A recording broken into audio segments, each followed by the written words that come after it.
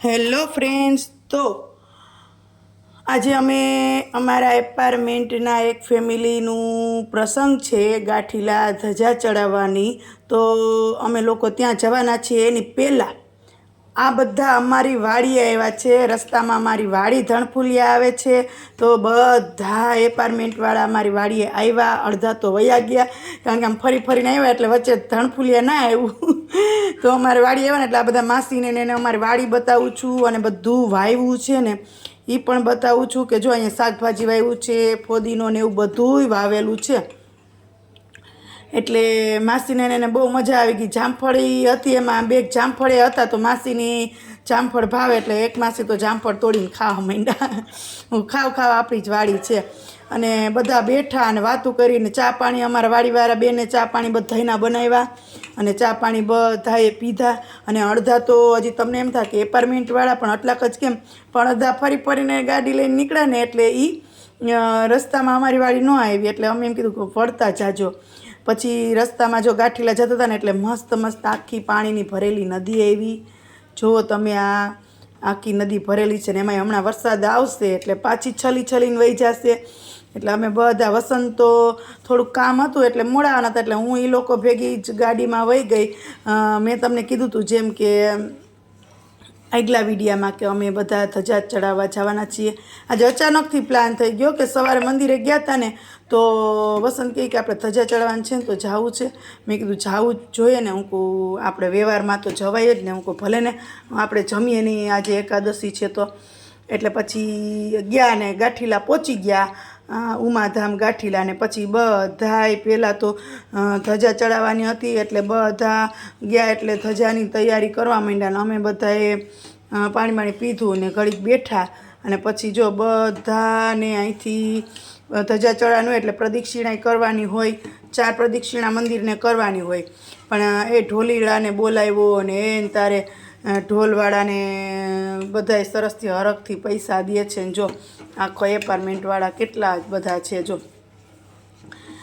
એટલે ઘણી વખત આવી નાની નાની ખુશી આપણે જ્યાં રહેતા હોય આડોશ પાડોશમાં એમાં સામેલ થાય ને તો એ લોકોને પણ ગમે અને આપણને પણ મજા આવે. અને આ એક વ્યવહાર છે, એક સંબંધ છે કે ભાઈ ટાઈમ કાઢીને આપણે જવું જોઈએ. આજે એની ઘરે છે તો કાલે આપણી ઘરે. પછી બધા કહે કે રાસ લ્યો ને, તો અમે પછી થોડીક જ બાઈઓ હતી ને તો અમે રાસ લીધા. એ કે હાલો એ કે રાસ લઈ લઈ હોય કે આવું સરસ માતાજીનો પ્રસંગ છે ધજા ચડાવવાનો, તો એ કે રાસ તો લેવા જ જોઈએ ને. એટલે અમે બધાય રાસ લીધા. ને આ છે ને ધજા ચડાવવાનો પ્રસંગ અમારા એપાર્ટમેન્ટના રસિકભાઈ છે ને એને ત્યાં છે. એટલે એનું ફેમિલી બહુ મોટું છે એમ. પણ એ પણ રમૂજી અને હસમુખા છે એટલે મજા આવે. હજી બધા નવા છે, 4-6 મહિના માંડ થયા હશે બધાને રહેવા આવ્યા એના. પણ એવું લાગતું નથી કે 4-6 મહિના તેમ થાય કે અહીંયા તો કેટલા વર્ષો થયા રહીએ છીએ એમ. એટલે આ બધા માસી અમે બધા જો રાસ લઈએ. અને પછી આજે મારે છે ને જોવું છે ધજા ચડાવવાનું. મેં ક્યારેય જોયા જ નથી ધજા ચડાવવાનું કેમ હોય. કારણ કે જ્યારે ધજા ચડાવવાનું હોય ત્યારે બહુ જાજી પબ્લિક હોય શ્રાવણ મહિનામાં, ત્યારે આપણે એટલો બધા પહોંચી ના શકીએ ત્યાં. એટલે આજે તો જો આડે દિવસે આજે ભીમી 11 છે તો ભીમ 11નું આ સરસ મજાનો આ લોકોને એવો સારો વિચાર આવ્યો કે આપણે ધજા ચડાવવાનું છે. સારું કહેવાય. ભાગ્યશાળી હોય ને એને જ આવા વિચાર આવે કે સારા પ્રસંગ કરીએ, સારા ઉત્સવ સમયા કરીએ એમ. એટલે રસિકભાઈ ગરાડા છે લગભગ એનું નામ. ગરાડા કે ના ગરાડા જ છે. મેં સાંજે જ પૂછી હતી સરનેમ. માસી સરનેમ તો મને ખબર નથી, તો એને લગભગ ગરાડા કીધું. એટલે રસિકભાઈ ગરાડા કરીને છે અમારે ત્યાં વડીલ. અને એ આવી રીતના બહુ ધજા ચડાવવા શંકર મંદિર એક ક્યાંક છે મહાદેવનું, ત્યાં પણ જાય, અહીંયા પણ. એટલે આ એને લીધે અમને આ પ્રસંગનો ખૂબ સરસ મજાનો લાભ મળ્યો છે.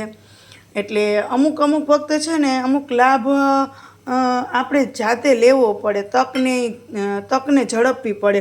એ લોકોએ બધાને ઇન્વિટેશન આપ્યું કારણ કે એને અચાનકથી પરિણામ થયું. એટલે એને રાતે પરિણામ થયું ને એટલે રાતે જ બધાને મેસેજ કરી દીધો કે બધાને આવવાનું છે, કાલે ધજા ચડાવવા જાઓ. એટલે અડધા તો પછી આળસ કરી ગયા હોય ને કે હવે કેમ જાવું ને એમ. અને અમુકના જેન્ટ્સ ફ્રી ના હોય. એટલે અહીંયા ધજાની પૂરેપૂરી વિધિ કરી. અને હવે આ વિધિ થઈ જાય ને પછી 4 પ્રદક્ષિણા કરવાની છે.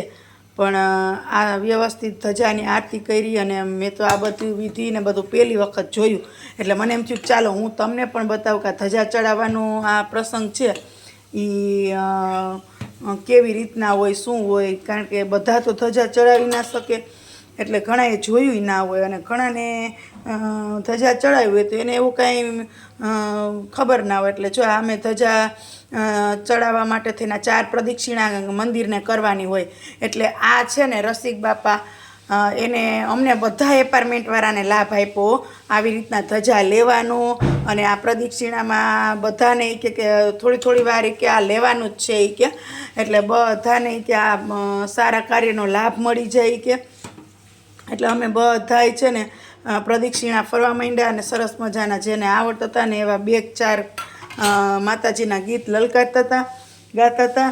કારણ કે આવડે નહીં એટલે લલકારવું જ કહેવાય ને, બાકી આપણે તો સિંગર નથી એટલે હું જેવું આવડે એવું ગાયું, ભાવથી ગાયું માતાજીને ગમે એ પ્રમાણે. એટલે પછી બધા પ્રદક્ષિણા ફરી અને હજી જતા હતા ને ત્યાં વસંત આવ્યા. એટલે બધા કહે કે હાલો હાલો તમે ઊભી જ જાઓ કે અહીંયા માતાજીની જે ધજા છે ને એને છત્રી લઈને કે હાલો. પછી થોડીક વાર અમે 2 જણાએ પાછી લીધી અને અમને પણ જો લાભ મળ્યો ને વસંતને પણ એ બહાર ગયા હતા. ફટાફટ એનું કામ પતાવી વાડીવાળાને કામ ચીંધીને આવતા રહ્યા હોય કે આપણે એપાર્ટમેન્ટનો પ્રસંગ છે એટલે જવું તો જોઈએ જ નહીં કે. એટલે પોતે પણ ઝડપથી કામ પતાવીને આવ્યા ને મેં જો તમારા ભાગ્યમાં હશે આવું. હું આપણે તો હું ક્યારેય આવું જોયું નહોતું વસંત હું મેં ક્યારેય ધજા ઉપાડી નથી હું માથે. પણ જો આ એપાર્ટમેન્ટવાળા એનો આ સારું કાર્યને લીધે આપને ફાયદો થયો. અને અમારા એપાર્ટમેન્ટમાં વડીલો છે ને એ પણ એટલા રમૂજીને હસમુખા છે કે આજ તો જો એને એક માસા છે ને એને કેવો હરખ થાય છે ડાન્સ કરવાનો, તો બધા એને ડાન્સ કરતા હતા ને એ બધા જોતા હતા. એટલે ચાલો એ બધું થયું ને ત્યાં ધજા જૂની પેલી ધજા હોય ને એ બધું ઉતારી જો કેવી રીતના ઉતારે છે એ જોવો. આ ધજા મેં ઉતારતાય નથી જોઈ અને હવે ધજા કેમ ચડશે ને એ પણ મેં નહોતું જોયું. તો તમને પણ જોવા મળશે. જો આ ધજા છે ને એ ધીમે ધીમે ધીમે ધીમે કરતી નીચે લઈ આવે છે અને અમે બધાએ 4 પ્રદક્ષિણા કરી મંદિરને અને પહોંચી ગયા છીએ. તો જો આ કેવી સરસની કેવડી મોટી માતાજીની ધજા છે ઉમિયા માતાજીની. પછી એ ધજા કાઢી અને આ પોતે અમે જે ચડાવવાની છે એ ધજા અમને આપી અને કીધું કે હવે છે ને તમે બધાય વ્યવસ્થિત આ ધજાને પકડો અને આપણે છે ને પેલા ઓલી રિંગ સ્ટીકમાં પોરવી દઈએ અને પછી વિધિથી આપણે એને ઉપર માતાજીનું નામ લઈ અને ઉપર ચડાવી દઈએ. એટલે અમે બધાને કેટલો લાભ મળ્યો. અને જો કોઈના લીધે આપણને લાભ મળતો હોય ને તો એને અંતરથી આશીર્વાદ આપવા જોઈએ. એટલે આપણે આ રસિક બાપા છે ને રસિક માસા એને આપણે ખરેખર દિલથી આશીર્વાદ આપે કે એનું ફેમિલી આવું ને આવું હસતું રહીએ અને આવા નવા પ્રસંગો ભગવાન એને કરાવે અને એનો લાભ અમને પણ આપે. એટલે જો અમે બધાએ ધજા પકડી ઘડીક વાર અને આ જો અમને તો બહુ આનંદ થયો, ખરેખર દિલથી આનંદ થયો. અને આપણને કોક દિલથી ખુશ કરે ને તો આપણે પણ એને દિલથી આશીર્વાદ આપવા જોઈએ. બીજું કાંઈ ના કરી શકીએ તો કાંઈ નહીં, પણ કોઈને શુભેચ્છા તો આપણે જરૂર પાઠવીએ, એમાં કોઈ ટેક્સ નથી લાગતો, બરાબર છે. એટલે આ સરસ મજાના પ્રસંગમાં જો આ રસિક બાપા છે જો ઊભા છે ને પહેલાં એ સફારી પહેરી છે એ. અને આ અમારા એપાર્ટમેન્ટના માસીને અમે બધાય છીએ. એટલે મેં તો કીધું ઓલા રસિક માસાને, માસા અમે તો કોઈ દી ધજા ચડાવતા જોઈએ જ નથી, આ તો તમારે લીધે આજે અમને આવો સરસ મજાનો સારા દિવસે આવો પ્રસંગ રૂડો આવો અવસર જોવા મળ્યો. તો એ કે આ એમ જ હોય ને કે ભગવાનનો હુકમ થાય ત્યારે કે ગમે એ કાર્ય કરી નાખવાનું કેમ. એટલે જો અમે બધાએ થોડીક વાર આ ધજાને પકડી છે અને આ ધજા કેવી રીતના ચડે છે ને એ ખાસ જોવા માટે જ મેં આ વિડીયો બનાવ્યો છે. કારણ કે ઘણાએ નહીં જોયું આવી રીતના આમ જાતા ધજા. એટલે પછી ધીમે ધીમે અમને બધાને એમ કીધું કે ધીમે ધીમે તમે હવે ધજા છે ને છોડો. એટલે મેં પણ હાવ કોર્નર ઉપર પકડ્યું હતું. એટલે પછી કે હાલો હવે કે ધજા વ્યવસ્થિત ઓલી થઈ ગઈ છે ને તો એને આપણે હવે ધીમે ધીમે માતાજીના મંદિર ઉપર ચડાવી દઈએ. એટલે જો હવે કેવડી મોટી ધજા છે, જો કેવડી એટલે કેવડી છે હો. જો આ તો તમે નજીકથી જોયું હોય ને તો ખબર પડે. એટલે જો કેટલા જણાએ પકડ્યું ને કેવા સરસ ને પંખીએ ત્યાંથી નીકળ્યા. અને જો ધીમે ધીમે કરતા આ ધજા ઉપર જઈ રહી છે. જોવો, આ દ્રશ્ય જોવા માટે જ ખાસ કરીને વિડીયો બનાવ્યો હતો. અને જેને વ્યવસ્થિત આ વિડીયો આખો જોયો હોય એ કમેન્ટ જરૂર કરજો અને જય માતાજી કમેન્ટમાં લખજો. કદાચ ભગવાન તમારી મનોકામના પૂરી કરે, દિલથી લખશો એટલે જરૂર પૂરી કરશે. અને આવી રીતના ઉપર ધજા ચડી અને અમે બધાએ જય ઉમિયા માતાની જય કરી દીધી અને એને ઉપર સુધી જો ધજા મંદિરને ચડી ગઈ ને ત્યાં સુધી બાકી જોયા જ રાખ્યા કે કેવું સરસ દ્રશ્ય જોયા જેવું હતું. તો સારું, અમે બધાએ જો આ ધજા ચડાવી અને હવે છે ને થોડીક વાર બેસશું અને પછી અમે બધાએ માતાજીની જય બોલાવીને પ્રસાદી લેવા ગયા.